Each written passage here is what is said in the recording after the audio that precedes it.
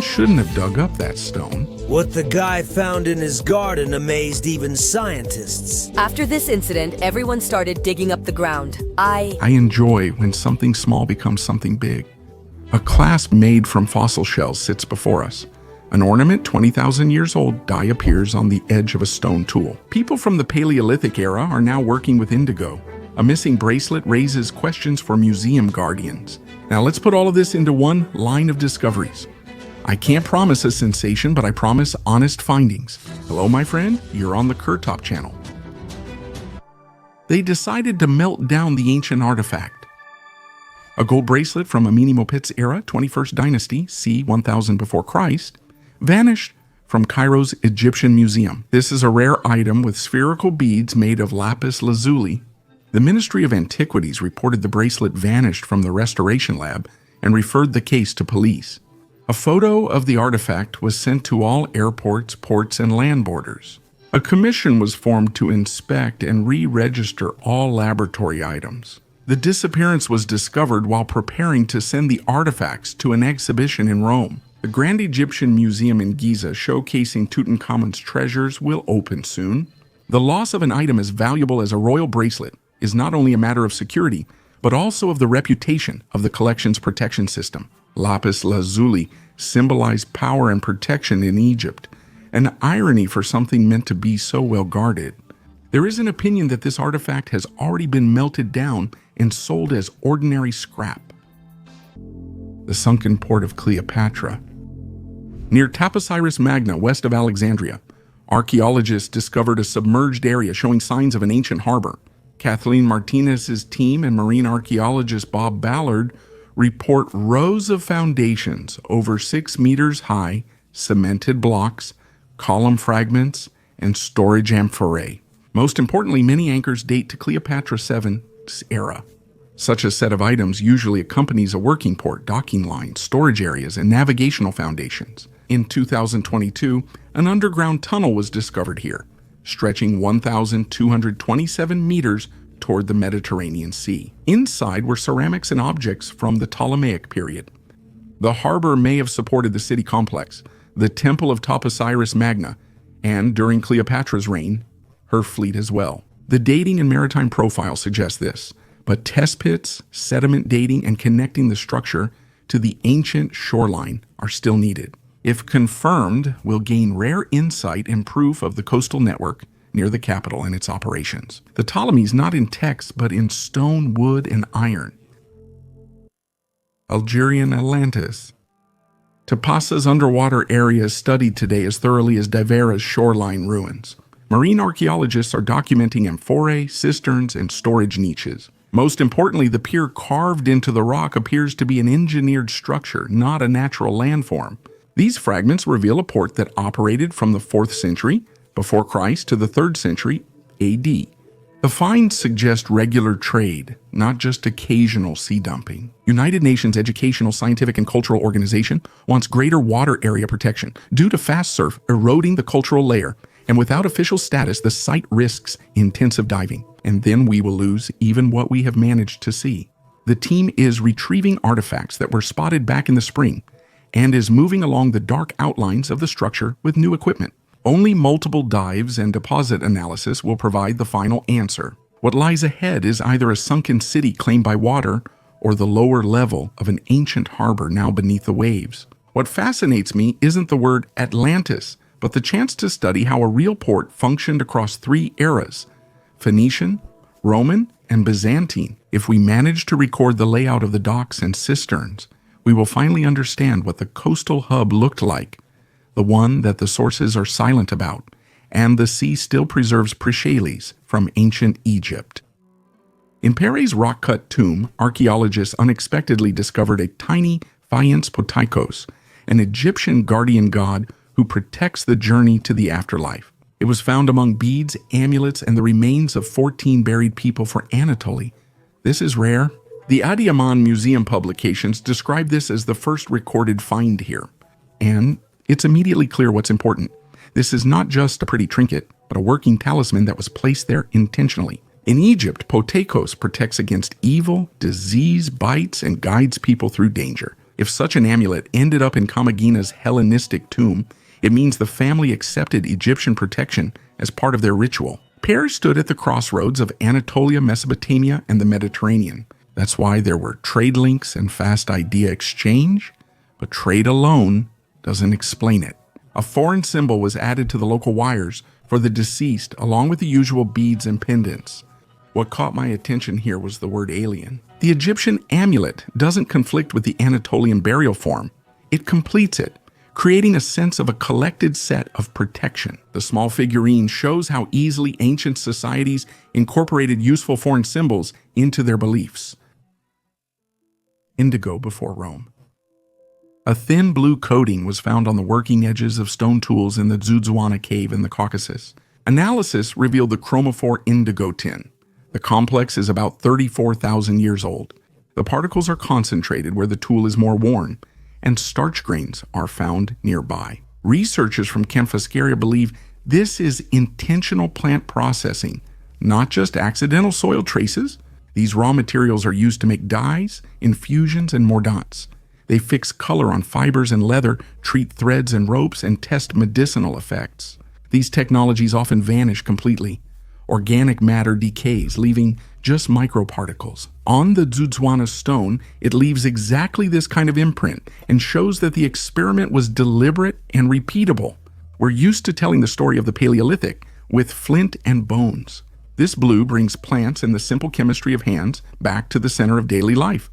Leaves were crushed, allowed to oxidize, and a stable color was achieved, long before Rome and medieval workshops. The purpose is debated, but it's clear indigo's origin is deeper than we thought. Urns of the Amazon.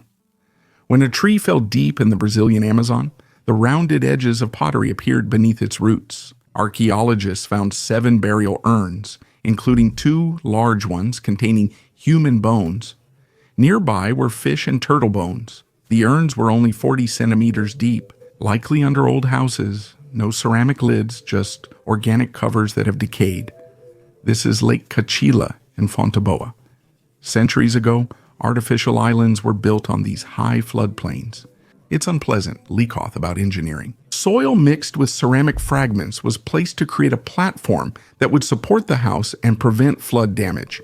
The urns were found on the platform, showing an unusual mix of ceramic techniques. Plus, there's a rare green clay, known only from a few spots in the region.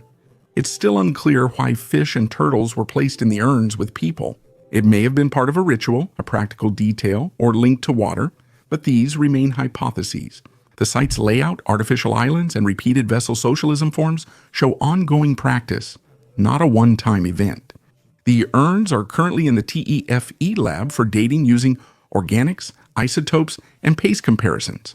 This may reveal the tradition's name. Bird shamans. In Peru, in the Tangucha Valley, they excavated the wall of the inner courtyard of an ancient temple. A 6-meter double-sided fresco features bas-relief friezes and vibrant polychromy in blue, yellow, red, and black. In the center, there is a giant predatory bird with outstretched wings.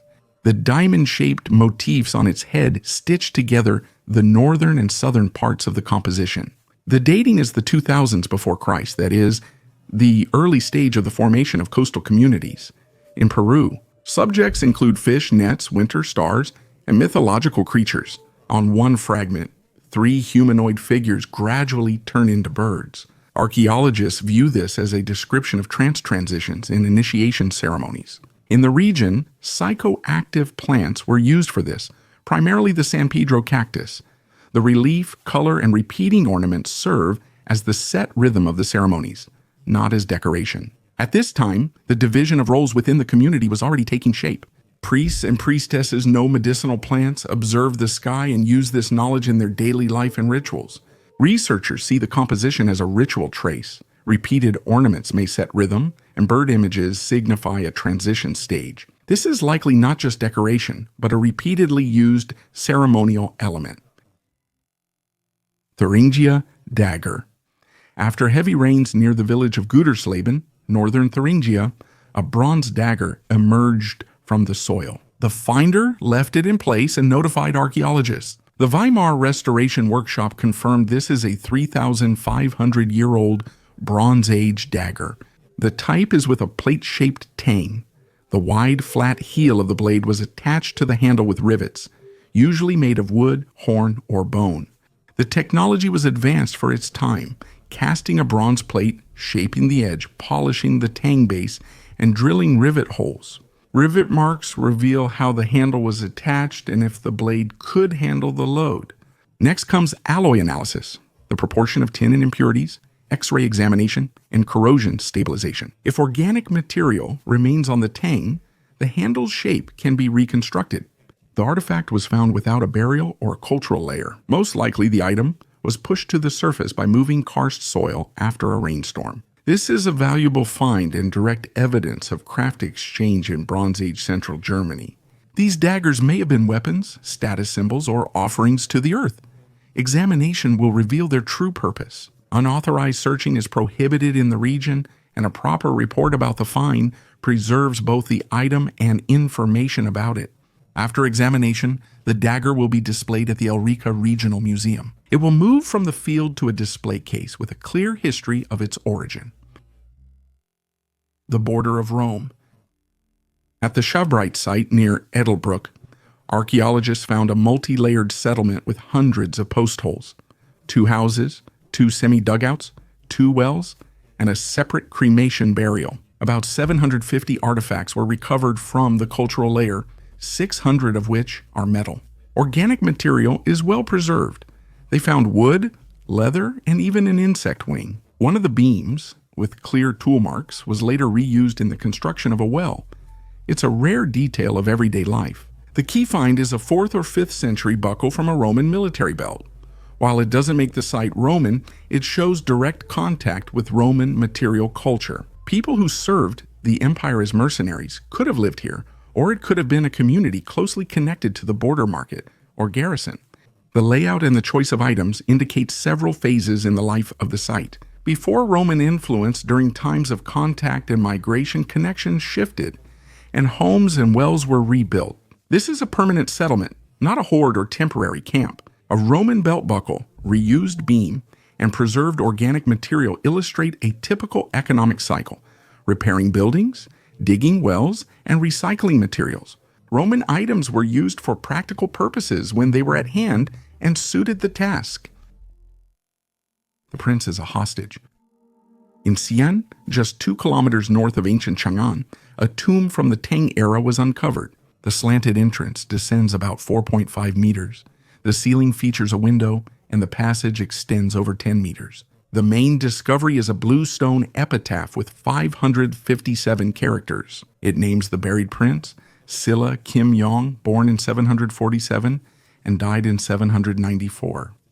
The text details his life as a hostage and participant in Tang court ceremonies. Despite earlier looting, the complex still holds many items: figurines of animal guardians and heavenly kings, coins, a pagoda-shaped vessel, and dozens more. The funeral was organized by Tang officials. This is directly stated in the epitaph and clearly reflects the recognized status of the deceased. Another detail is the marriage to a woman from Taiyuan's Wang family, whose father served in Yanshu County. Such a union typically strengthens the court's ties to a foreign prince. The hostage system under the Tang worked as follows.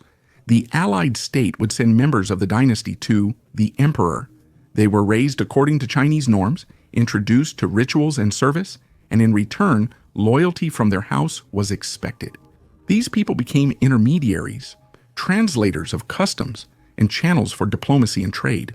The tomb of Kim Yong is a rare material confirmation of the mechanics of this system, not from chronicles but from a specific biography. Why hostages? The epitaph directly states that Kim Yong was a prince of power, sent to the Tang court to secure the alliance. He lived at court, joined ceremonies and missions, and married a woman from the Wang family. Tang officials typically secured loyalty by organizing the funeral.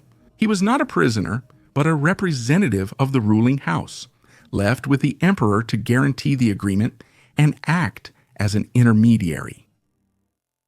La Palma Vaz. La Palma is one of the Canary Islands of Spain in the Atlantic Ocean, northwest of Africa, on its northwest coast in the Tijo Rafe area. In a cave next to human remains, a rare item was found, a whole ceramic vase from the 13th, 15th centuries. This is the pottery of the Benahorites, the indigenous people of La Palma before the Spanish conquest. The discovery occurred during the Proyecto Occidente project, when student Lourdes Barroso spotted the vessel while surveying. Francisco Comeno's team recorded the context and extracted the item. Analysis confirmed the burial context. The vessel was in its original position, not a mixed layer, which is very rare. The shape is typical of the local tradition: rounded bottom, wide neck, and smooth walls without ornamentation. Such vessels were used both in everyday life and in rituals. It was found next to the remains. It is correct to interpret it as part of the burial set. Now, archaeologists have a chance to analyze the composition of the clay and additives, look for traces of the contents, and compare the shape with other complexes on the island.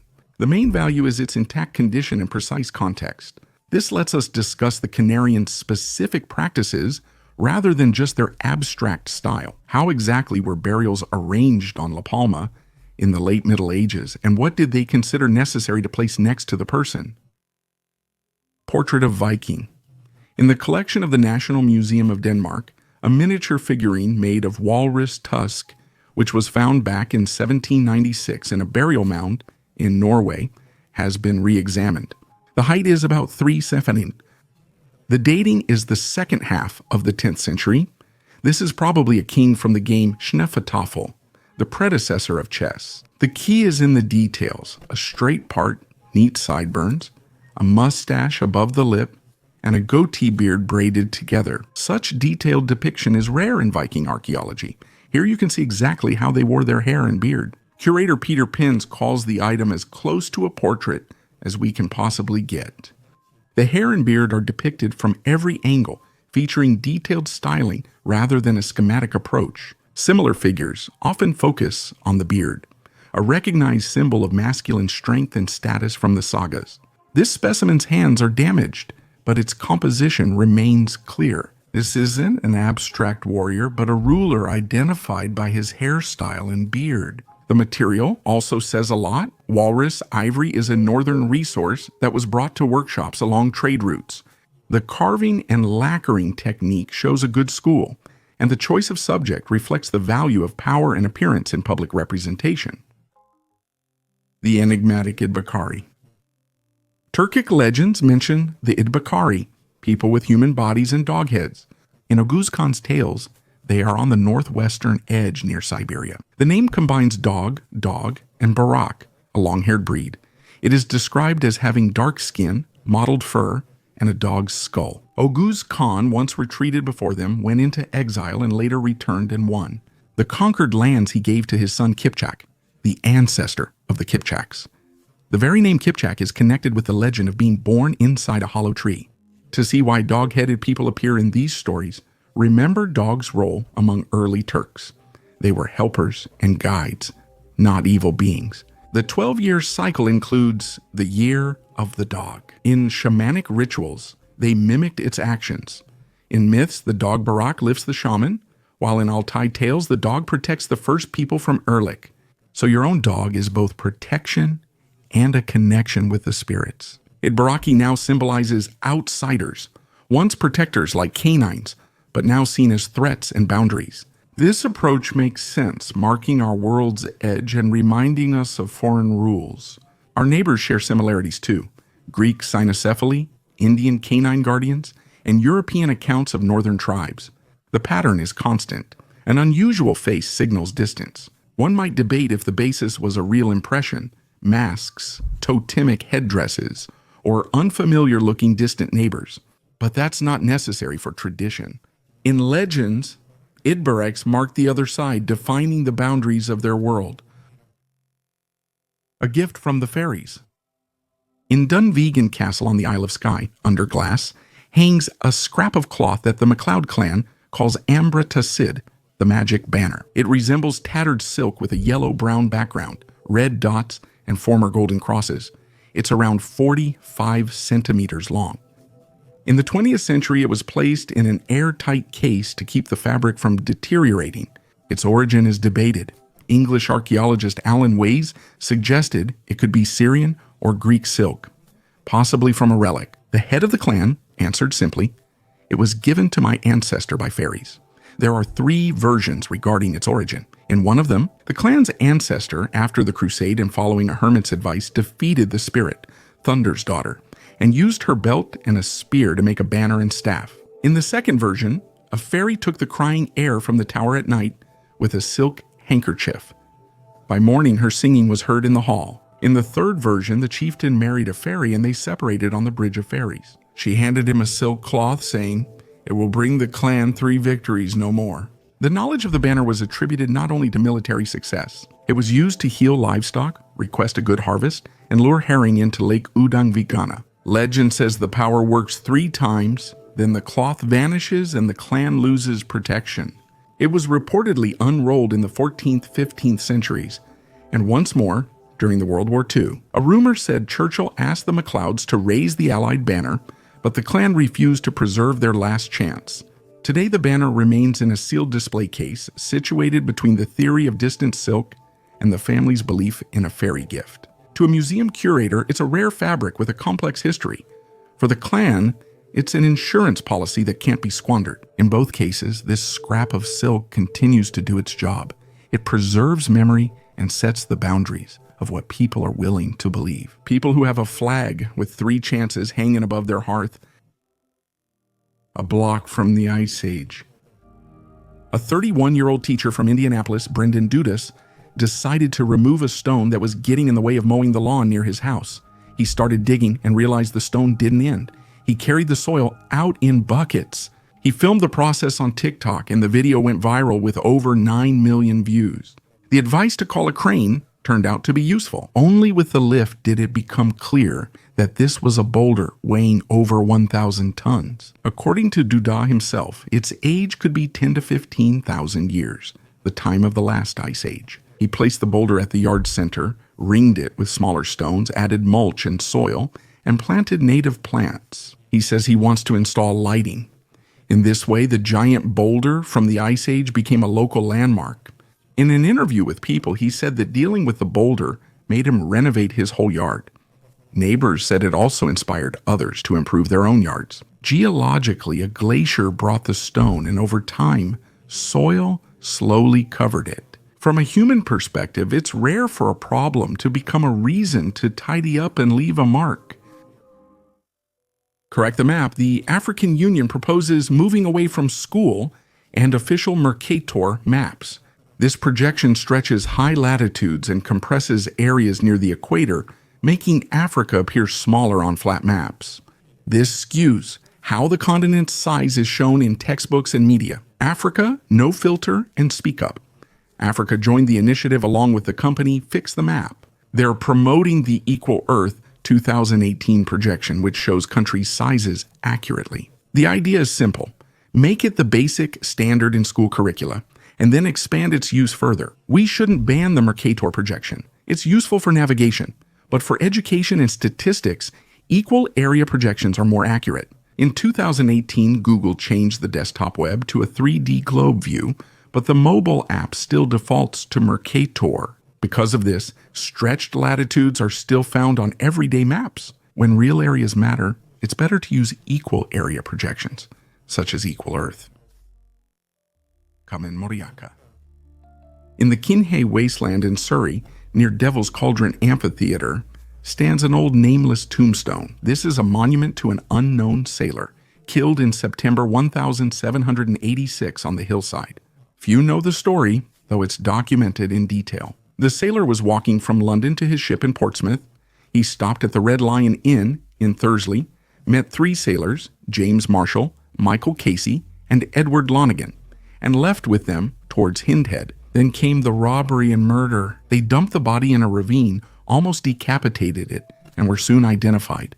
They attempted to sell the belongings at the Sun Tavern in Rake. 6 months later, they were tried in Kingston and hanged on April 7, 1787, at the crime scene on a triple gallows. A typical public execution of the era, intended as a warning. The victim's identity is uncertain. Sometimes the name Edward Hardman, born in 1752 from London, is mentioned, but there is no evidence. The locals raised money for a slab and set up a monument. The sailor's grave is in the local cemetery, but the tombstone was left by the road so that travelers would remember the story. The story often appears in local history and 19th century literature. The place has become a local legend. The skull isn't our ancestors. In 1960, a skull was discovered embedded in limestone in Petrolona Cave, northern Greece. Since then, its age and evolutionary role have been debated. Estimates have ranged from 170,000 to 700,000 years, and interpretations from early Homo sapiens to an ancient European on an unusual evolutionary line. Recent research has set the age at no less than 277,000 years. Its features most closely resemble Homo heidelbergensis, the ancestor of Neanderthals from Europe's Middle Pleistocene. This is not a definitive answer. The dating depends on the layer and the method, and the skull itself has gone through a long history of research. But the picture is clearer now. At this time, early Neanderthal populations were already present in Europe, and the Petrolona specimen fits into this group. His teeth indicate he is a young man. Another important point is that the discovery confirms the presence of ancient humans in the region long before the classic Neanderthal sites and before the appearance of anatomically modern humans in Europe. Petrolona is used as a testing ground. Here they verify dating, morphology, and the results of new scans. The conclusion is cautious for now. The find is rare, but its features align with European Neanderthal ancestors. Unusual metal of Egypt. A new study has shown a simple thing.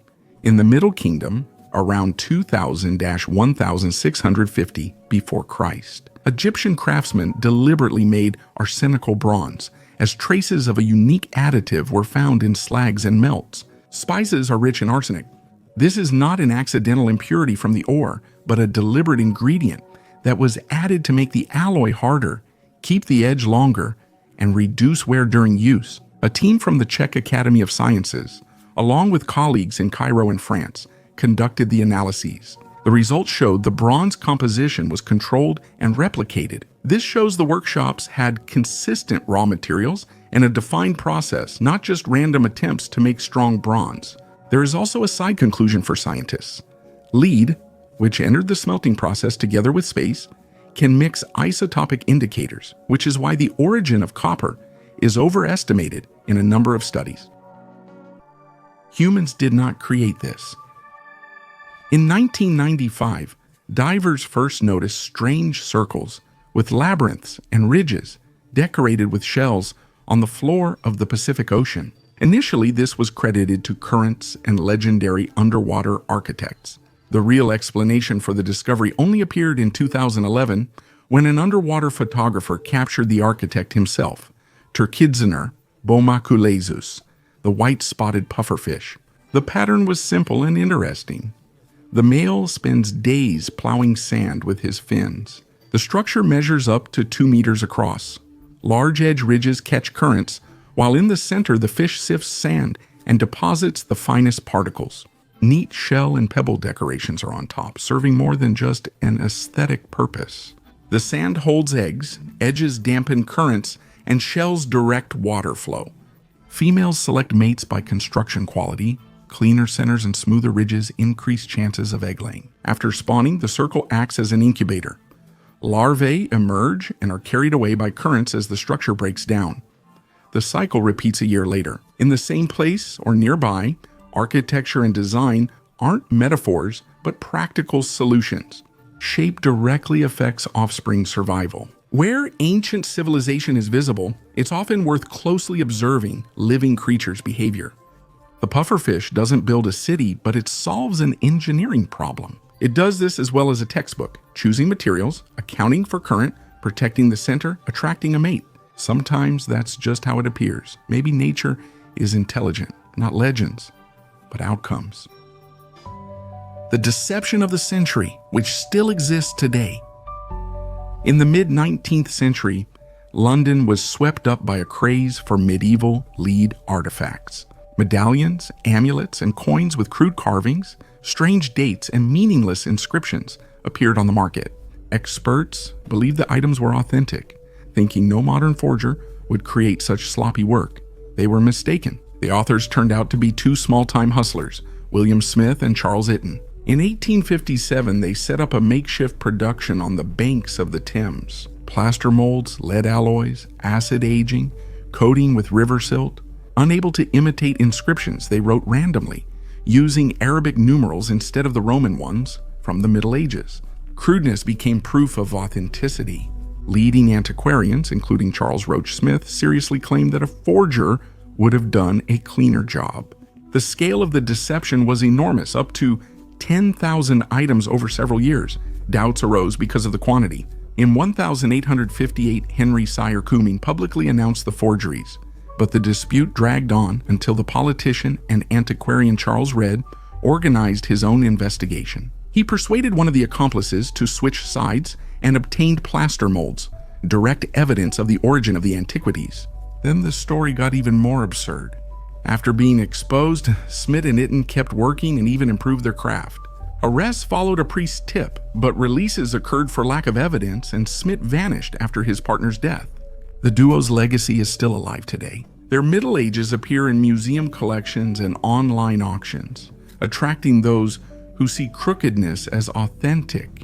Considering the number of artifacts they made, it's hard to imagine how many are now kept in museums around the world, especially in private collections. After all, few people would want to admit that they once bought a metal fake for a huge amount of money. Jewelry made from fossil shells. In the El Tesoro and Cueva del Hoyo de la Mina cave in southern Spain, beads made from fossilized marine mollusks were found. We're discussing scaphopods from ancient Malaga coastal deposits. The shells are much older than those who wore them. At the same time, late Paleolithic and Neolithic gatherers chose almost exclusively two species, Parodentulum inqualia and Parodentulum sensculum, even though remains of about 20 other species were nearby. In total, researchers described 37 fragments. Some belong to the Magdalenian and some to the later Neolithic. Shells show processing marks. They were cleaned, polished, and sometimes covered with red ochre. In Tesoro, fragments were joined together to form a simple clasp. The reason for choosing these two types remains unclear. Maybe it was due to their shape, shell strength, or their shine after polishing in ochre. But the repeated choice at different sites shows a consistent practice, not a random selection. Parallels can be found further on as well. In Europe, there are Neanderthal finds of ancient seashells, and in South Africa, Homo sapiens found a trophy, a fossilized trilobite. It turns out that jewelry made from fossils is not a rare whim, but a conscious choice of material and taste. The oldest cake.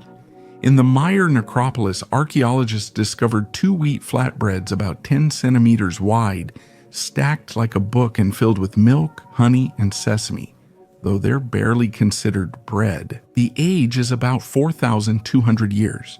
According to records, Guinness recognizes this as the oldest known cake that has survived intact to our time. Its preservation relied on technology. The dough was baked between 2 copper molds over a fire. When the pastry cooled, a vacuum formed inside, and the product stuck to the metal, remaining airtight. That's how it was found, intact, without mold or decay, as if someone had just removed the molds. The cake was found in the tomb of Pepienka, the middle vizier under Pepi Tatfursumadr Kitai Owichai. The Egyptians placed not only bread and beer in tombs, but also food for the journey to Duat, a symbol of rebirth and provisions for the road. Everything comes together here. A recipe with milk and honey, expensive molds, careful arrangement. This isn't cooking for taste, it's a thoughtful creation for the afterlife service, made to withstand the test of time. Would you like to try this cake? Write in the comments below the video. We're just starting to unravel these stories. If you found it interesting, support us with a like and suggest your topic for next time. Thanks for watching. Goodbye, everyone.